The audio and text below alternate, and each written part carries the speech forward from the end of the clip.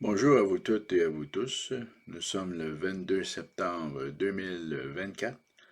Mon nom est Claude Laferrière. Je suis avocat et enseignant en géopolitique.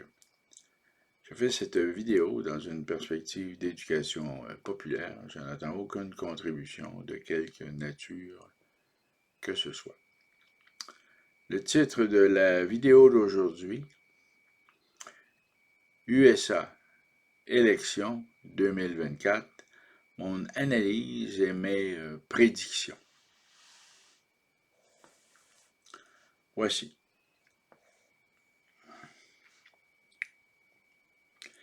Je pense qu'il faut au départ faire une évaluation de l'électorat, de l'électeur américain en général, une évaluation de type économique. Cette évaluation de type économique vaut aussi pour l'électeur québécois et l'électeur canadien, électeurs comprenant les électrices, bien entendu. Qu'est-ce qui caractérise l'électorat, je dirais, pratiquement nord-américain depuis les dernières années? Eh bien, c'est la vulnérabilité financière, la fragilité, l'inquiétude, l'angoisse reliée à l'inflation, à l'augmentation des taux d'intérêt, de la facture d'épicerie pour les aliments, dis-je, essentiels, l'augmentation du coût des loyers, l'augmentation du taux d'intérêt en ce qui a trait aux hypothèques, l'augmentation des primes d'assurance, des taxes et de tous les services gouvernementaux en général, sans parler des autres produits de consommation, alors que les revenus n'augmentent pas proportionnellement. Ce déséquilibre entre les dépenses et les revenus des particuliers, des ménages, mais aussi des entreprises, crée une tension, une inquiétude, une angoisse, une anxiété absolument sans précédent. Et on sait que cette inflation pourrait être la source d'une récession, une récession que le gouvernement combat en créant des programmes, mais que malheureusement il ne peut plus créer de programmes en raison de son propre endettement, ce qui nous pousse dans une crise économique qui va augmenter le taux de chômage et la faillite des entreprises. Autrement dit, économiquement parlant, ça va mal. Donc, on se retrouve avec deux candidats, Donald Trump et Kamala Harris. Et là, il s'agit de savoir quel sera le choix de l'électorat pour l'élection du 5 novembre 2024. Ce choix, à mon humble avis, va être dicté par les émotions, par l'anxiété, l'angoisse et la dépression, et non pas par la raison. La raison pousserait naturellement vers un candidat qui a des solutions concrètes économiques à court terme, alors que les émotions vont davantage pousser vers une approche davantage, je vous dirais, sentimentale, émotive, autrement dit, vers la joie et de tourner la page et de préparer en quelque sorte la mise en place de nouveaux programmes comme par exemple l'assurance santé universelle aux États-Unis, le contrôle des prix, un cadeau de 25 000 pour les acquéreurs d'une nouvelle propriété, ce qui est en gros le programme de Mme Harris. Autrement dit, on va continuer d'imprimer de l'argent. Évidemment, pour les gens qui n'ont pas de notion de sciences économiques, le programme de Mme Harris et surtout l'attitude mentale de Mme Harris qui répond à la détresse psychologique et à la vulnérabilité financière d'un électorat en crise, eh bien, correspond davantage au choix, je vous dirais, de la majorité des électeurs. Et là-dessus, je vais m'expliquer. Je pense qu'il est illusoire de s'attendre à ce qu'on ait un électorat rationnel qui ne dispose pas pour la majorité des connaissances en sciences économiques de base qui permettent de saisir le problème, l'ampleur du problème et comment le régler.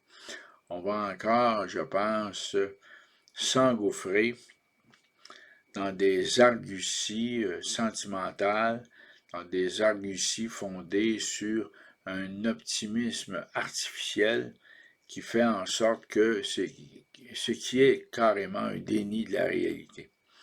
Voici. Maintenant, mon argument en ce qui concerne le choix de l'électorat repose sur 4 points extrêmement importants.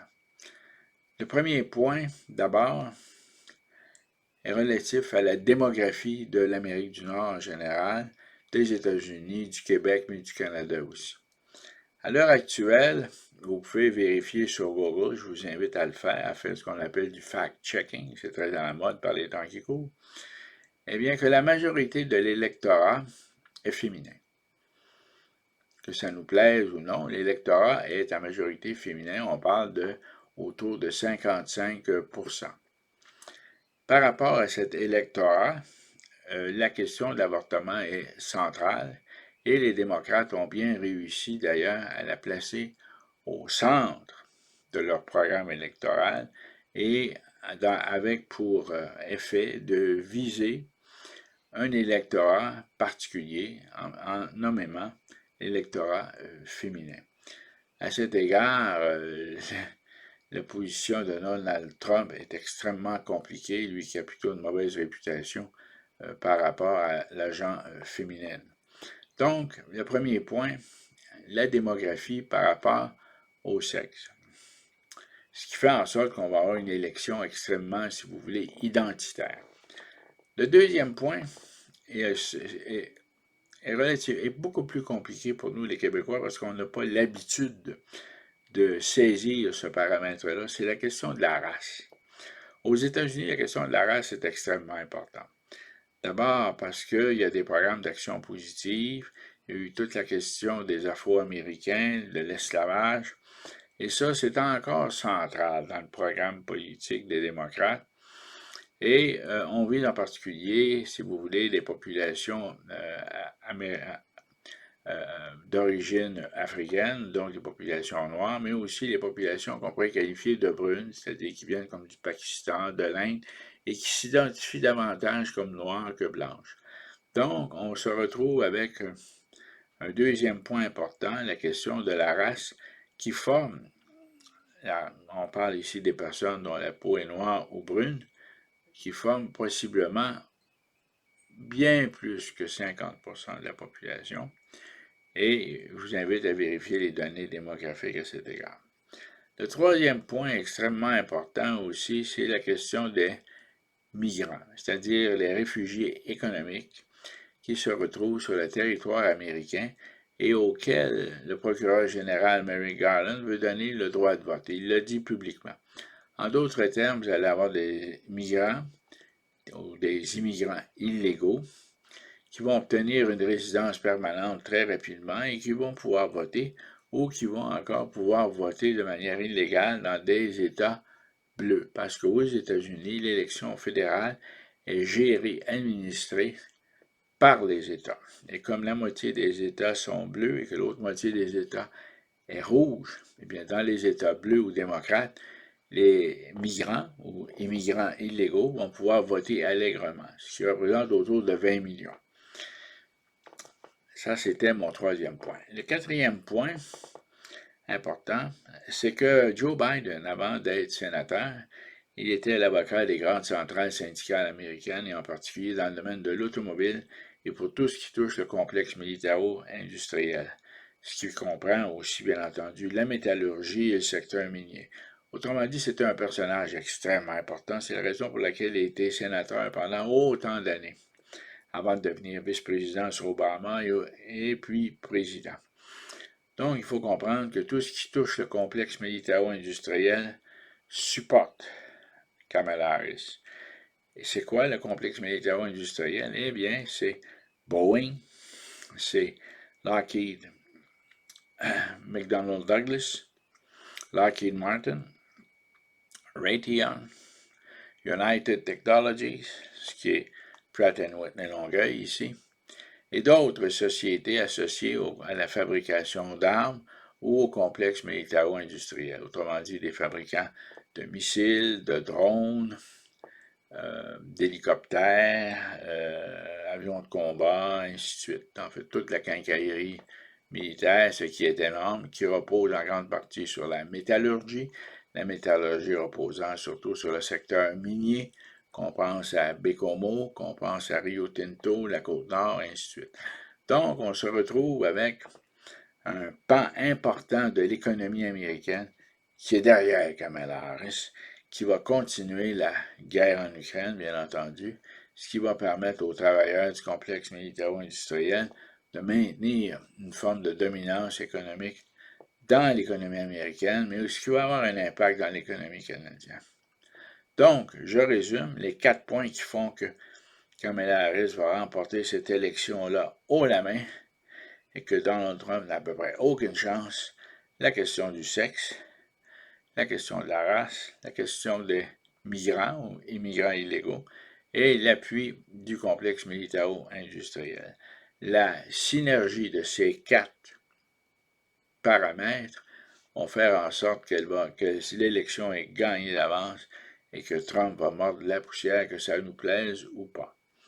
Maintenant, sur le plan de la politique étrangère, vous vous imaginez que ça veut dire un regain de tension avec la Chine, que ça veut dire un regain de tension avec la Russie, une escalation, autrement dit une escalade, escalation ou escalade, je parle le mot français, là. En anglais on dit an escalation, bon, autrement dit une aggravation de la situation avec la Russie et avec la Chine. On peut penser raisonnablement à la possibilité d'une guerre nucléaire avec toutes les conséquences néfastes que ça comprend. Donc, c'était ma vidéo d'aujourd'hui et j'espère que vous allez la partager et me partager surtout vos opinions ci-dessous et là-dessus. Je vous souhaite à toutes et à tous, malgré ma prédiction qui n'est pas très optimiste, je l'avoue, je vous souhaite à toutes et à tous un bon dimanche et une bonne semaine. À la prochaine.